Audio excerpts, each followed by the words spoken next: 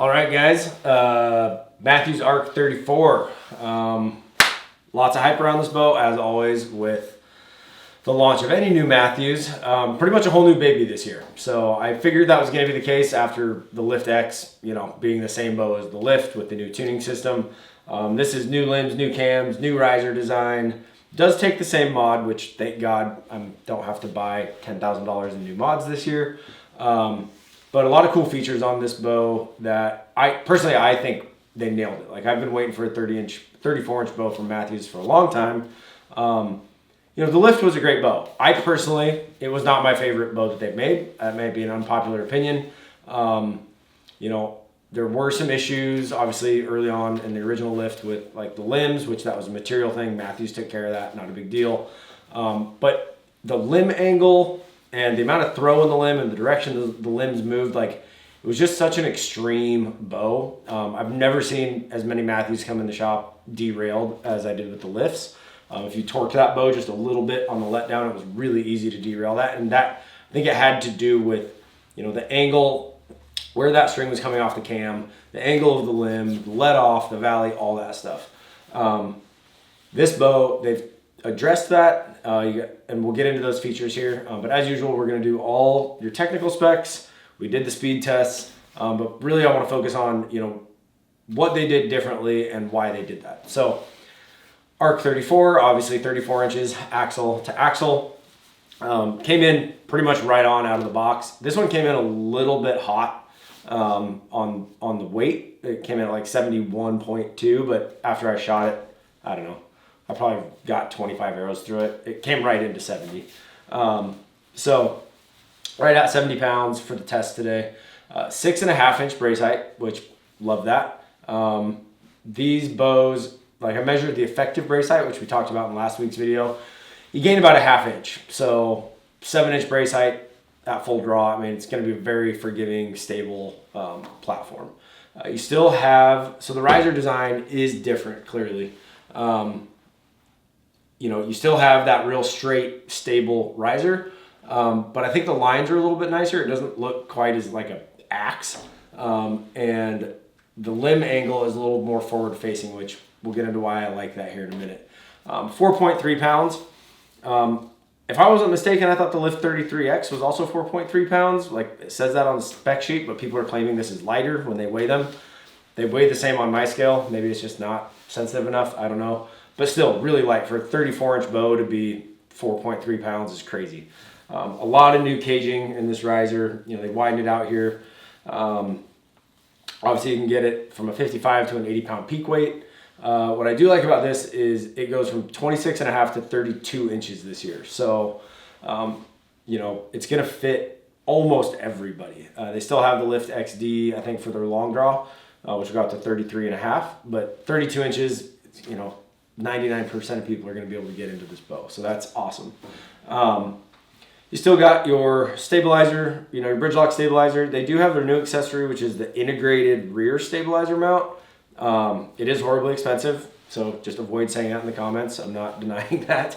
But that's cool. It's going to lighten things up a little bit. You also still have your lower mount here if you want to just put a normal back bar mount on there, as well as your standard threads for a standard stabilizer. So getting into like the changes on this. So when you hold this up side by side to the Lift 33, you'll notice that this has more forward-facing limbs. Generally speaking, a more forward-facing limb, the bow tends to point a little bit better. And I don't know the physics behind that, but you're never going to see a target bow with past parallel limbs. That limb pocket angle is going to almost always be more forward-facing. When I first got this bow out of the box, to me, it looked like a cross between the Matthews Traverse, which was, that bow was new in 2019, and like the Title 34. If you've been following the channel for a while, you know that my Traverse was probably, still I think it's one of the best bows Matthews has ever built. It was highly overlooked and underrated. That was the year the Verdicts came out with the switch weight mod, and that totally just overshadowed the Traverse. But I love that bow. It's still my backup bow. And this bow reminds me a lot of it, and anything from the draw cycle to just, kind of the looks of it. Obviously, it's got a shorter limb and stuff, but I really liked the aesthetics of this bow, and then that more forward-facing limb. I think this bow does aim better. The Lift, when I would draw it back, I'd get a little bit of that like shimmy before it would settle down. This bow doesn't seem to do that. They changed the limb pocket a little bit as well. I don't know if that has anything to do with the stability or if just with this riser design, they kind of had to rethink that. But the bow just wants to aim. Every bow is stable now. I think this is an upgrade from last year in that department personally. And the lift was an incredibly stable bow. Like anybody who shoots that bow will tell you the lift, aimed like a rock. So if that aimed well and this aims better, I think, this is going to be a really tough bow to compete with.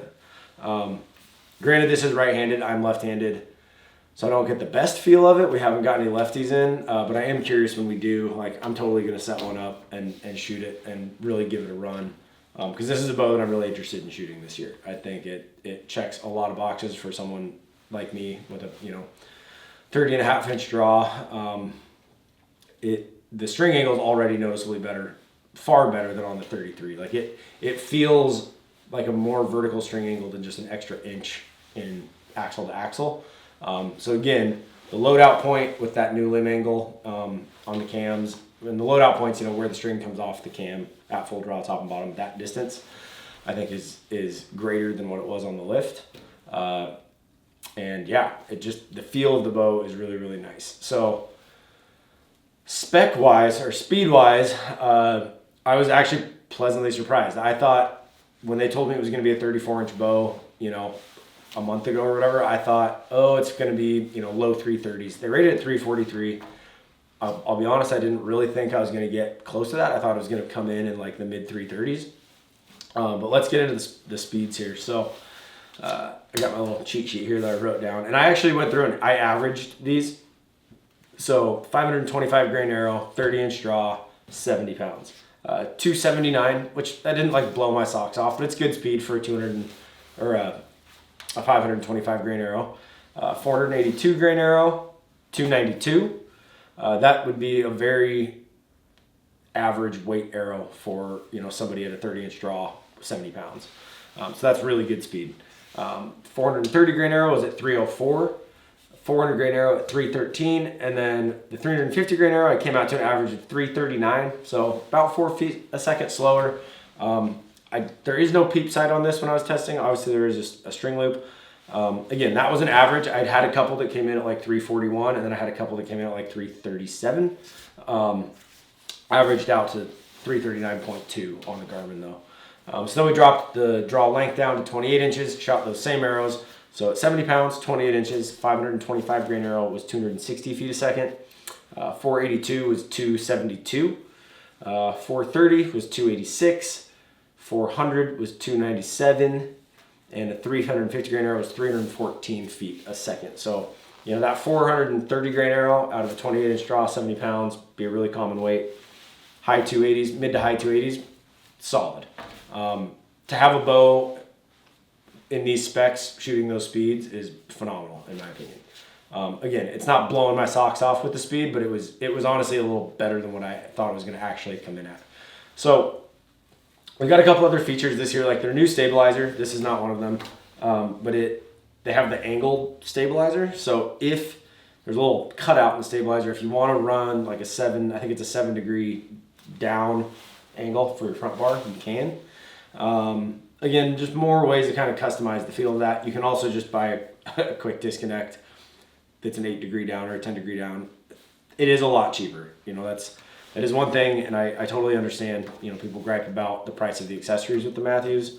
While I like the aesthetics and everything, these bridge lock stabilizers, it's hard for me to wrap my head around how an aluminum stabilizer can be $279.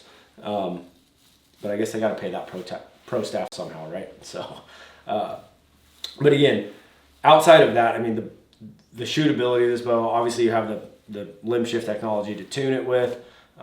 It's just a user-friendly bow. I think Matthews made the necessary changes. Yeah, it's not like anything groundbreaking, but I think it is a pretty drastic improvement upon last year's bow.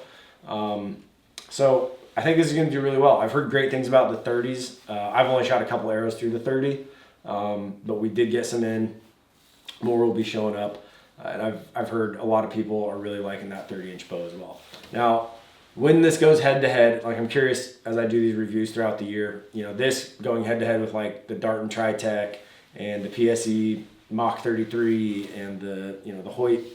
We got the Hoyts in today as well. Those reviews are going to be coming shortly here.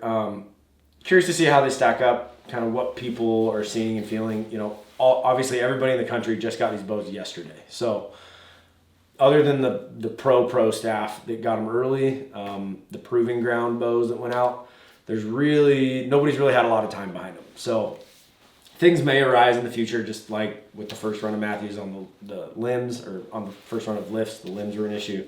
Things might pop up down the road, but I don't think so. I think they pretty much addressed all the potential issues there.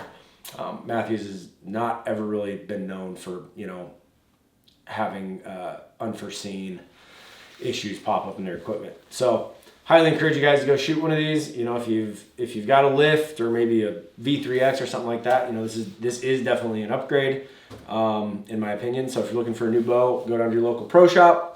Have them set it up for you. They do have the new, the Z mods, which are the smooth draw mods, and they're actually pretty crazy how smooth they are. I don't know how well we're gonna do with them in Oregon here. From what I gathered, that mod was kind of designed like a lot of these guys are hunting out of tree saddles back east, in pretty tight quarters. You know, they might not be they're not 30 feet up in a tree. They're, you know, 15, 16 feet up, right off a trail. And they want a bow that, you know, they can draw with very, like, slowly and controlledly with very little movement. I haven't tested the speed difference. I didn't get a 30-inch mod in it, so I didn't look at the speed difference, but I'm going to guess it's probably, you know, 8 feet a second, something like that. I don't think it's going to be drastic. So for those guys that want that smooth draw cycle, they do have that mod available. I will say just the draw cycle in general on this is so much nicer than the Lift 33. That was another thing I wasn't a huge fan of on the lift. It had that big hump at the end and it had a really short valley. I don't mind a short valley because I'm pulling into that back wall pretty hard anyway, but when people didn't like the feel of the lift, usually the comment was it felt like it wanted to go on them, like it was kind of jumpy in the back. This bow doesn't have that. And again, I think that comes down to that cam design, a little different geometry in that limb angle, and just the geometry of the bow in general. So smoother draw cycle. It reminded me of the draw cycle on my Traverse, and that bow draws really well in my opinion. It's just consistent throughout. I don't feel any weird areas where it stacks. So yeah, I think it's, like I said, an improvement in all ways. If you have any questions, feel free to hit that comment section below. Please remember to like and subscribe. It really helps us out. Again, we do have a website here at Hunt G4. The link is in the description. I cannot send you a bow. I do encourage you to go to your local pro shop and buy local, but if there's something you don't have or you want to help support the shop that I work at here, feel free to either give us a call or visit huntg4.com. We have most of the 25 stuff on, and we're getting the 26 stuff loaded on as it comes in, but yeah, kind of a work in progress, but feel free to give us a call and we can chat about anything you need to. So anyway, thanks for watching today, guys. Remember, precision is a decision. Keep them in the middle. I'll see you at the range.